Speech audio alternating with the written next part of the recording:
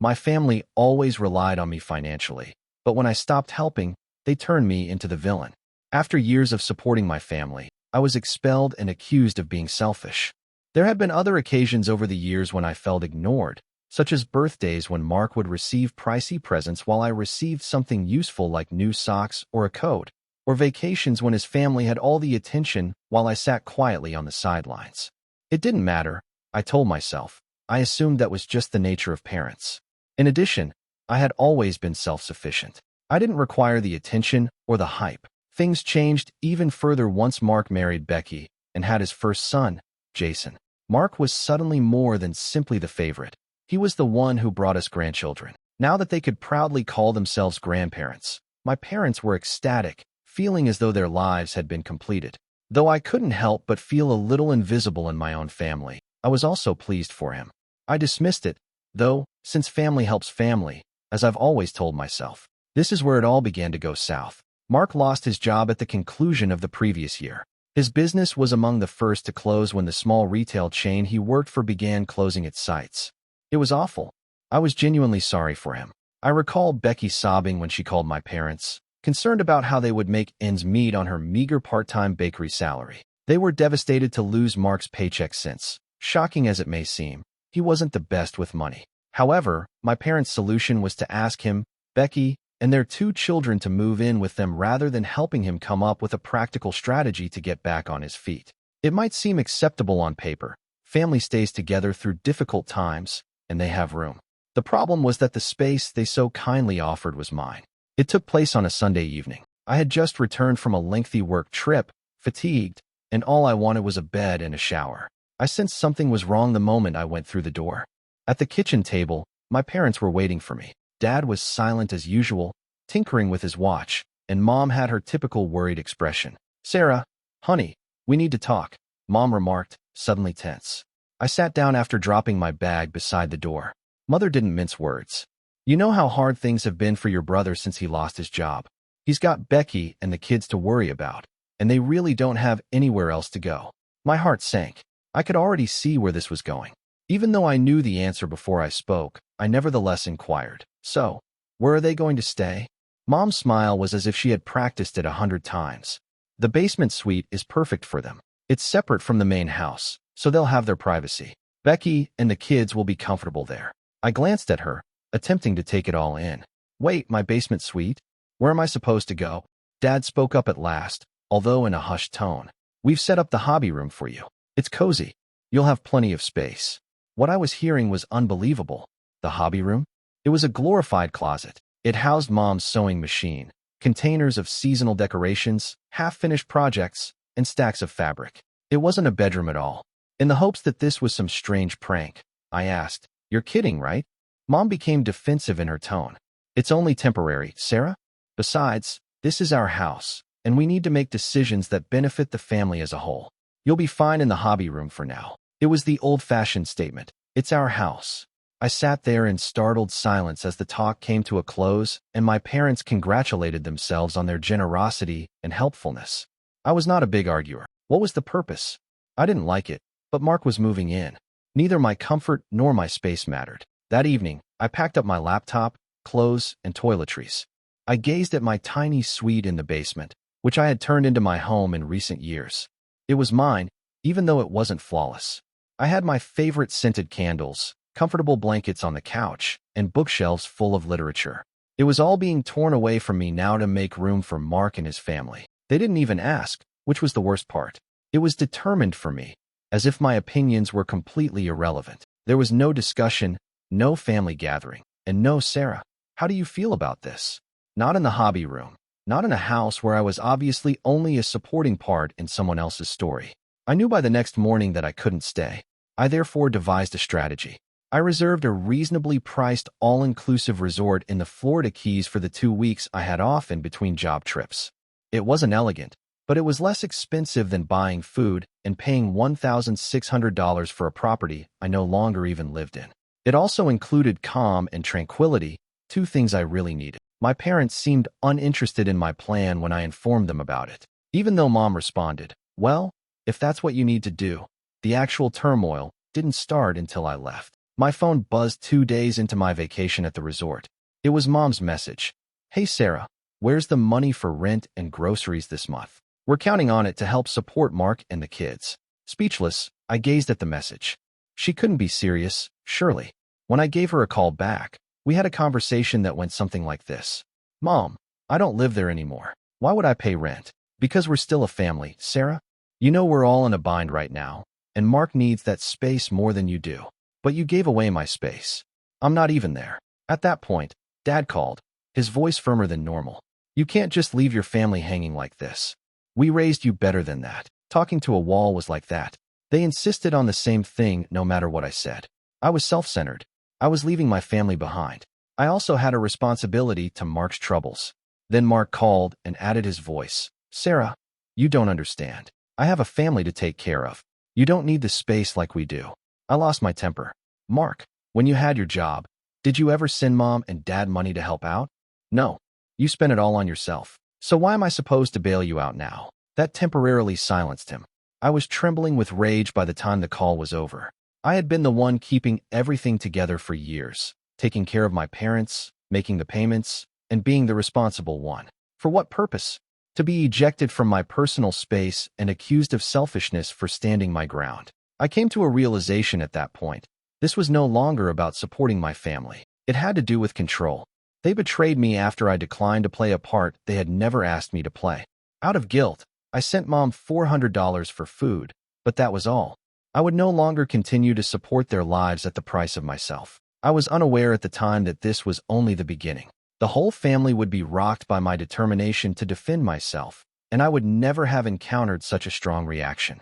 After I refused to continue paying for a place I no longer occupied, things quickly fell apart. I had no idea how far my parents and the rest of my family would go to keep me in line. Even if I felt the guilt trip during that initial phone call was awful. The Florida Keys all-inclusive resort was meant to be my haven, a place where I could relax and get my mind straight. I wasn't spending $1,600 a month on a basement suite from which I had been evicted. For once, everything I needed was there in the small bungalow I rented. Good meals, a view of the pool, and most importantly, tranquility. It was like a taste of freedom, something I had been longing for but had not even understood. However, that tranquility was short-lived. My phone was constantly buzzing with missed calls and texts. On the third day of my visit, "Mom, Sarah, we're disappointed in you. This isn't what family does." "Dad, it's not fair to leave us hanging like this. Are you only concerned with yourself?" "Mark." Every communication was like a kick to the gut. It was obvious that Mark had joined my parents' campaign to wear me down since they were unrelenting. At first, I didn't respond to any of them. The texts continued despite my assurances that I needed time and that they would ultimately stop bothering me. Then came the phone calls. Out of pure exasperation, I picked up once only to hear Mark's voice on the other end. His tone was accusatory, as if he had practiced the question. "You know what you're doing to Mom and Dad, right? They're struggling. The house is too expensive, and now they're trying to help me and my family. You're making it worse by leaving. I don't get how you can be so selfish." What I was hearing was unbelievable. "Selfish?" I asked again, attempting to remain composed. "You took my space, Mark. I'm not even living there anymore. Why would I keep paying for something I don't have? It's not about space, Sarah. It's about family. I have kids to think about, and you don't. You should be helping out more, not running away." His daring was astounding. Here was my brother, who had mismanaged his finances for years, telling me that I owed him money to support his children. I ended the call at the time. That was the only answer I could come up with. I was beginning to feel like I couldn't get out. At the end of the week, even though my parents lived 1,000 miles away, their comments followed me everywhere. There was a new message waiting for me each time I looked at my phone.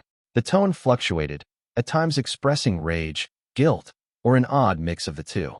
"Mom, Sarah, think of Jason and the kids. They're just little boys. Do you really want them to suffer because you're being stubborn? Dad, you owe it to us. We took care of you when you were younger.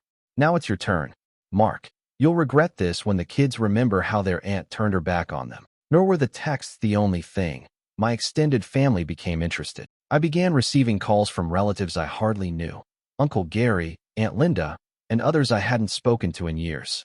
"Sarah, honey," Aunt Linda said on a single call, "I'm sure you don't mean to upset your parents like this. They've done so much for you. Can't you just help a little longer? Mark really needs it right now. I felt like screaming. Bitterly, I thought, a little longer? What was the slightly longer duration? 1 more month? A year? Forever? I had been paying more than my fair share for years, but nobody seemed to care. The day following my return from the Keys was the last straw. I was in the middle of unpacking in my little Columbus apartment when there was a knock on my door. My parents were standing there when I opened it. Mom appeared worn out but resolute, with a heavy folder gripped in her hands. Although his presence loomed like a silent threat, Dad remained mute as usual. Stunned, I said, "Mom? Dad, what are you doing here? We need to talk," Mom exclaimed as she walked into the living room, sweeping by me. I was forced to let them in after Dad followed her. As if they owned the place, they took a seat on my couch. Mom began laying out documents on the coffee table after opening the folder. I knew right away what they were: supermarket receipts, repair estimates, and utility bills. "Sarah," she said, "we can't do this without you. Look at these expenses. The mortgage is still due, the roof needs repairs before winter, and Mark's kids need school supplies. We need your help." Stunned, I gazed at her. "I'm not living there anymore. Why should I pay for any of this?" "Because you're part of this family," Dad yelled at last. "Family sticks together when times are tough. You don't just run off because things get hard." I could feel my anger rising. "You didn't ask me, Dad. You didn't ask how I felt about giving up my space. You just decided for me. And now you want me to keep paying for it? That's unreasonable." Even if Mom's tone softened, the manipulation was obvious. "Honey, think of Jason and Liam. They don't understand why their aunt isn't helping. We just want to keep this family together." For me, that was the turning point. This had nothing to do with groceries, the mortgage, or even Mark's children. Control was at issue here. I was always supposed to be the good girl, the responsible daughter who would keep everything running smoothly, according to my parents. They had no idea how to respond now that I wasn't complying. I got up and gestured to the door. "I think you should go." Mom's eyes got big. "Sarah, no." I cut in. "I'm serious. You need to go." Dad appeared truly astonished for the first time. They never expected me to resist, I believe. "We were just trying to do what's best for the family," Mom remarked as they walked slowly to the door. I didn't answer. I locked the door after they had left. Then I sat trembling on the couch. My family's expectations, my personal wants, the years I'd spent being the good daughter, and the covert sacrifice of my financial independence so they could live comfortably were all on my mind as I lay awake that night. I realized then that I had been enabling this scenario for years. They became dependent on me as soon as I began making money. They expected more from me the more I contributed. Mark's poor life management was not my fault, and I had no obligation to correct it. However, liberation was not going to be simple. I told my parents to back off, but they weren't going to do it. I would have to battle for my life if I wanted it back. At that point, I decided I would continue to assist them when I could, but I would no longer allow them to dictate my actions. If I didn't live in the house, I wouldn't pay for it. I wouldn't feel bad about refusing to pay Mark's mortgage or his children's school supplies.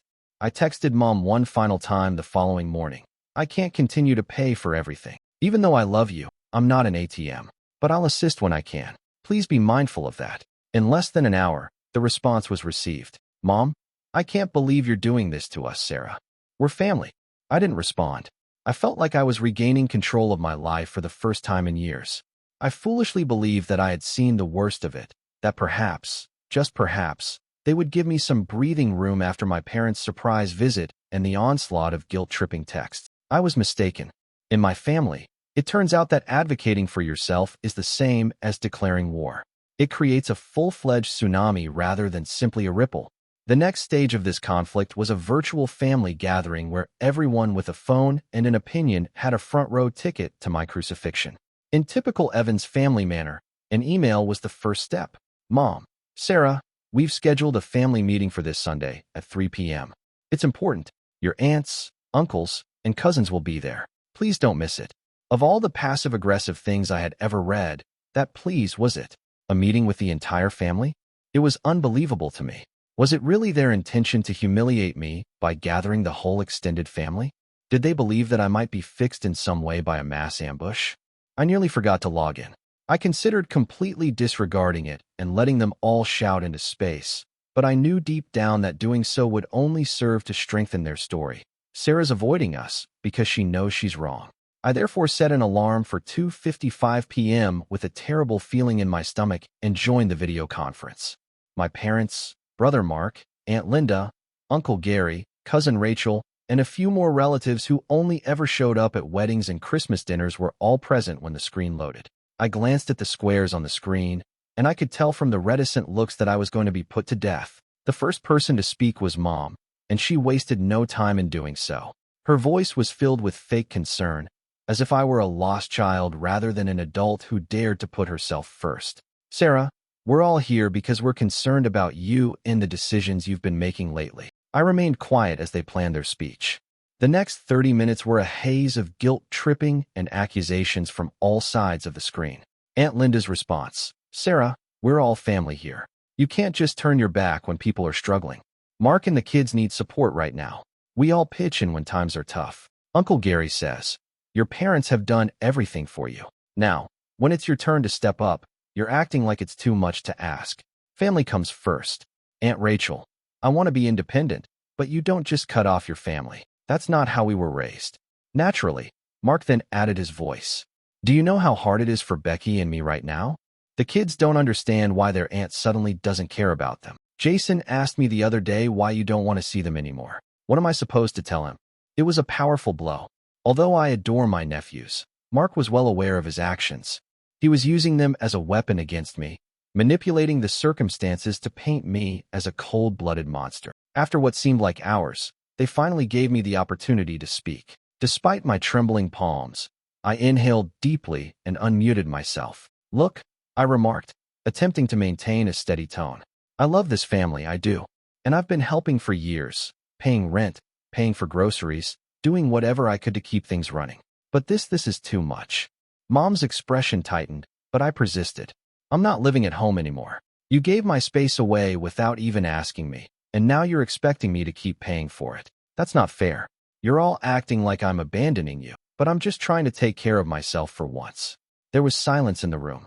I wasn't done yet, but I could see Mom shaking her head and getting ready to respond. Mark, I uttered while looking straight at his video square. You're my brother, and I care about you, but you've never been responsible with your money. When you had a job, did you send money to Mom and Dad to help out? No, you spent it on yourself. And now, when you're in trouble, suddenly I'm the bad guy for not bailing you out. Despite his hot face, Mark remained silent. And the rest of you, I added as I turned to face my extended family. Where were you when I was the one keeping everything afloat? None of you had anything to say when I was paying $1,600 a month for a basement suite I only lived in half the time. But the second I draw a boundary, suddenly I'm selfish. The ensuing hush was deafening. Uncle Gary was frowning, Aunt Linda was scandalized, and my mother was about to cry. Dad refused to look into my eyes as he sat there with his arms folded. Mom finally said something. Sarah, we just don't understand why you're acting like this. This isn't like you. That was it. The last straw. This is me, Mom. I didn't wait for an answer before saying. I'm just not the doormat you've gotten used to. With a gratifying thump, I closed my laptop after selecting Leave Meeting. The texts began right away. Mother, you didn't have to humiliate us like that, Sarah. We were trying to have a conversation. Mark, you've changed. I hope you're happy leaving your family behind. Aunt Linda, I can't believe how disrespectful you were to your parents. I disregarded them all. I no longer owed them an explanation.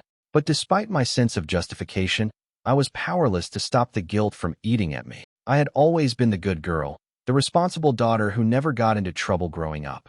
It felt strange to stand up for myself, as if I were violating some holy family law. I sat with a glass of wine on my couch that evening and tried to take it all in. I became increasingly aware that this was about more than just money and space as I gave it more attention. It had to do with control. My family had depended on me for years, thinking I would always be compliant. They turned against me as soon as I left that position. I have no regrets about my remarks throughout the meeting. It was the first honest thing I had said to them in years, if anything. I was aware that the worst was yet to come. My family was not going to silently give up. They had only barely begun. I hoped things would settle down after the family gathering. Perhaps I was naive, but I believed that perhaps the surprise of my at last defending myself would cause them to back off, give me room, give themselves time to think. I was mistaken. My refusal to back down simply made things more heated. If anything, I felt as though I had prodded the bear, and it was now using all of its strength to claw back. Boundaries were not something my family respected. They viewed them as obstacles to be surmounted. The attempts to pull me back into the fold were blatantly intrusive, The manipulation became more daring, and the guilt trips became more acute. It took place a few days following the family gathering. My coworker, Sam, stopped by my office as I was finishing up a customer report. "Hey Sarah, some woman called reception asking for you and said she was your mom. She left a message with Emily, but I think you should hear." I felt sick to my stomach. Emily gave me a sticky note while wearing a perplexed expression, and I followed him to reception. The message said, "This is Sarah's mother, Nancy Evans. We're going through a difficult moment, and I need to talk to her about some pressing family issues that may be interfering with her ability to concentrate at work. Please urge her to take the initiative. Thank you." I froze, looking at the message as if it were about to burn in my palms. My mother had contacted my place of employment, my workplace, not to see how I was doing, nor because of an emergency, but to leave a note implying that I wasn't doing my share to support the family. I was embarrassed, enraged. I crumpled up the message, my face burning. Sam smiled awkwardly at me. Everything okay?" I gave a rigid nod. "Yeah, it's fine. Just family stuff." However, it wasn't good. As soon as I got home that night, I called my mother. "Why would you call my work, Mom?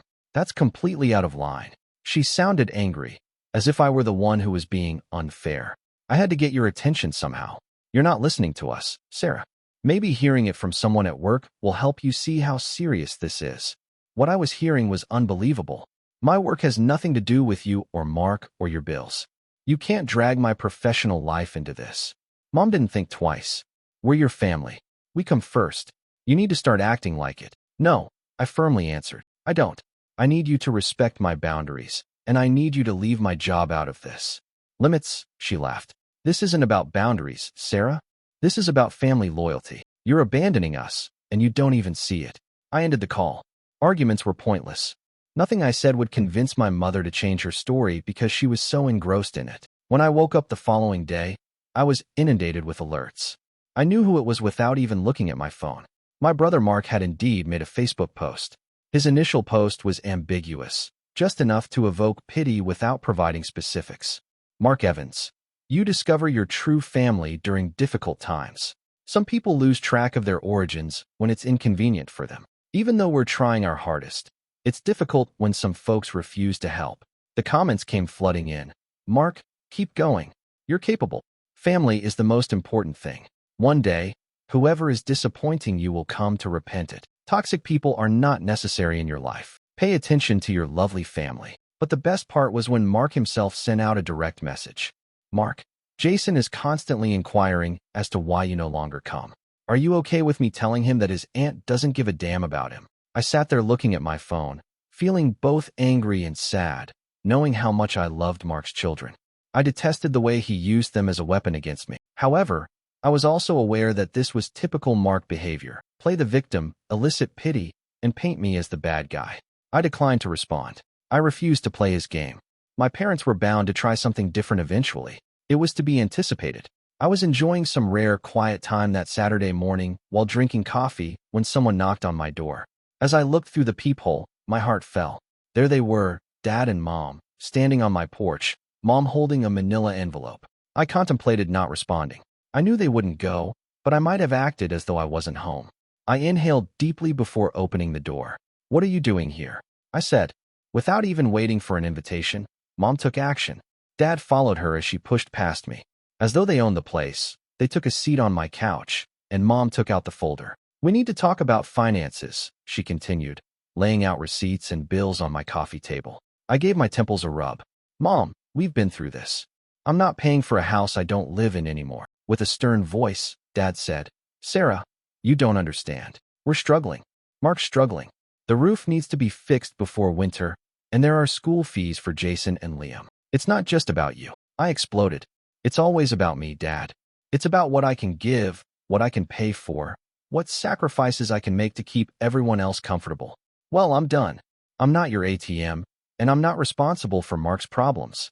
We're not asking for much, Sarah. Just $2,000 a month to help with the basics. Is that really so unreasonable?"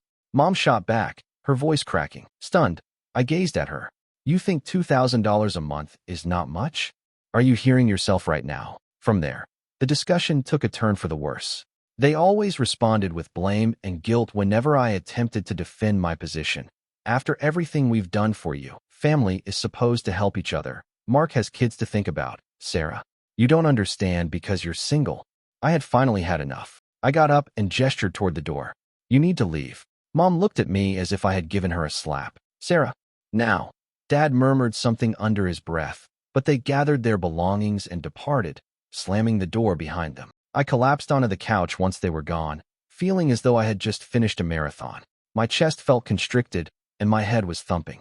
I kept thinking about the dispute, my dad's disappointment, my mom's tears, and how I felt like I was failing them. But I knew in my heart that I wasn't. I was simply worn out. I'm sick of having to make repairs all the time. I'm fed up with being the good daughter who gave up everything for different people. I was in a trance for the remainder of the day, oscillating between melancholy and anger. I was starting to feel the effects of the pressure, guilt, and relentless manipulation.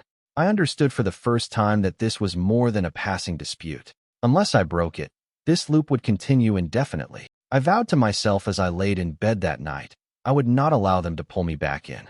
I would not back down, no matter how much they tried to guilt me or how hard they pushed me. Stopping being their crutch was something I owed to myself. But they weren't finished yet, as I would soon discover.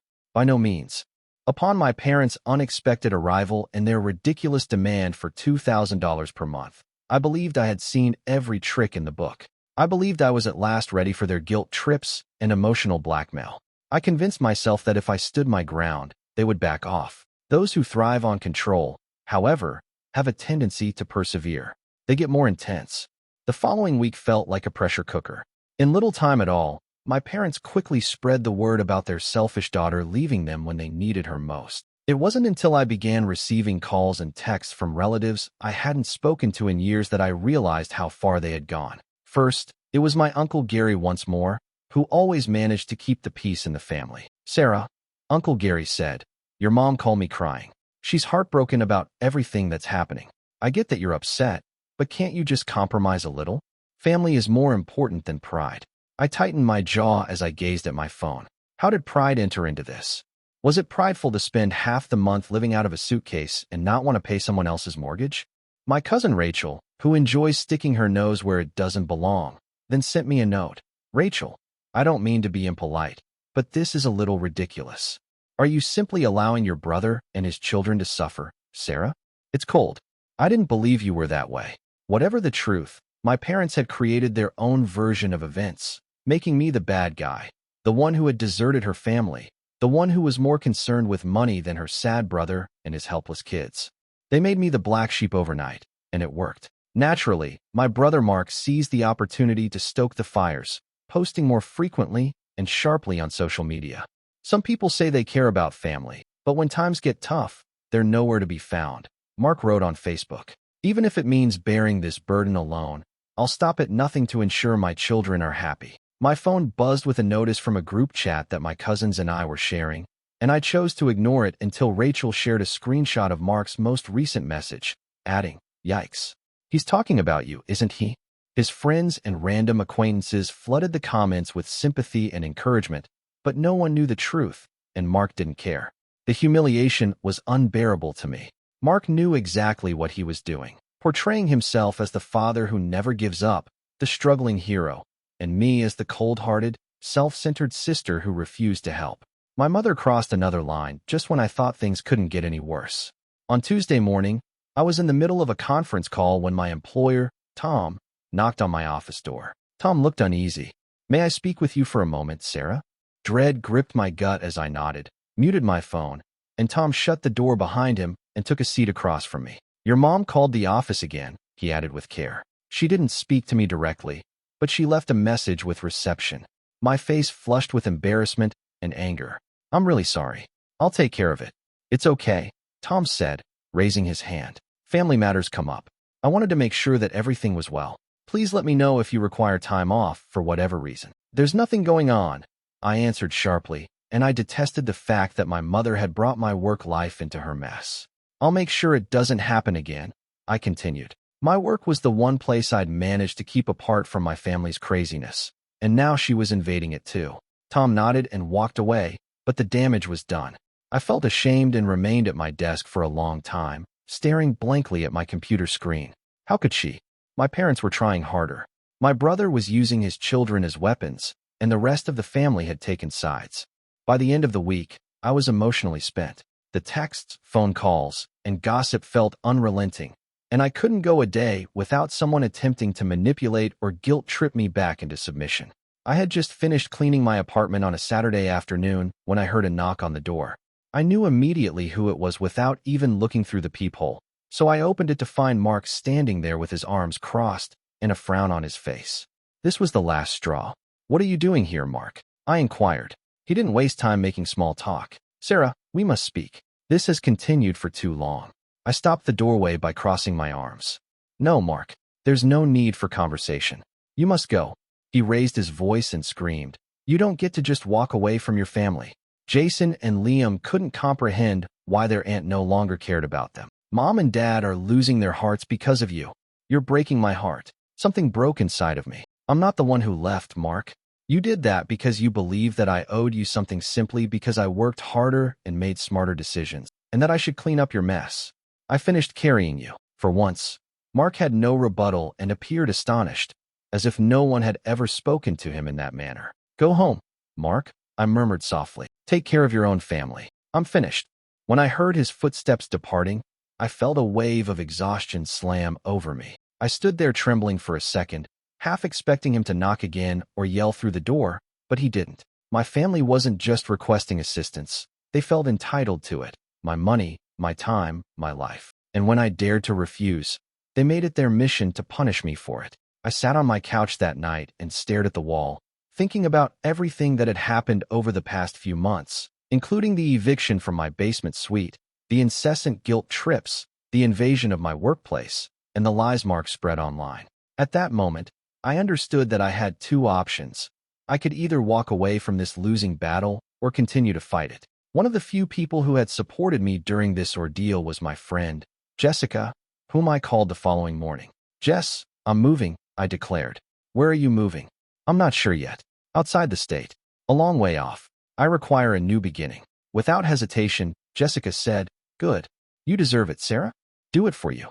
I put the pieces in motion over the course of the following 2 weeks, applying for a job transfer within my organization and beginning my search for apartments in Charlotte, North Carolina, a city I had always wanted to visit because it was close enough to provide me with space without making me feel like I was running away. I kept it a secret from both Mark and my parents.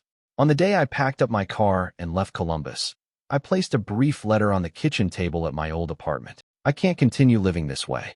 Even though I love you, one day I hope you'll understand. I don't know if they ever will." As I drove down the highway toward Charlotte, I experienced a strange range of emotions, including relief, anger for the way my family treated me, and grief for the family I had to leave behind. For the first time in years, I felt free. Free from obligations that weren't mine, free from guilt, and free to start over. The miles behind me made it clear to me that I was choosing myself, and for once, that was sufficient, rather than fleeing.